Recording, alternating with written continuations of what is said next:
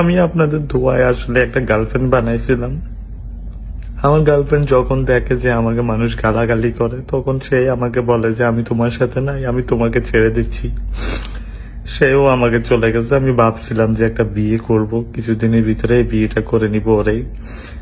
তাও আর হইলো না। আপনাদের জন্য আমি না পারলাম বিয়ে করতে, না পারবো এখন দেশে আসতে, না কিছু করতে পারবো। এখন আমার লাইফে তো আর কিছু নাই।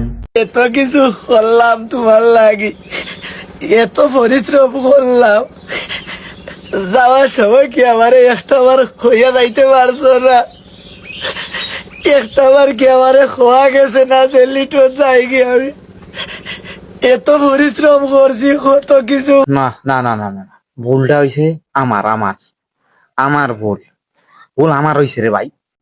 কেননা আমি এই যে সোশ্যাল মিডিয়ায় থাকি, টিকটক চালাই, ফেসবুক চালাই, তগো ভিডিও গুলো আমার সামনে আহে, আমার দেখতে হয় চোখের সামনে, খালি তগো ভিডিও গুলাই ঘুরে রে ভাই। ভুলটা আমার, তোরা কিছুই করস নাই, দোষটা আমার। আমি আর মোবাইল চালামো না, তগো যন্ত্রণায় আর আমি ফোন চালামো না।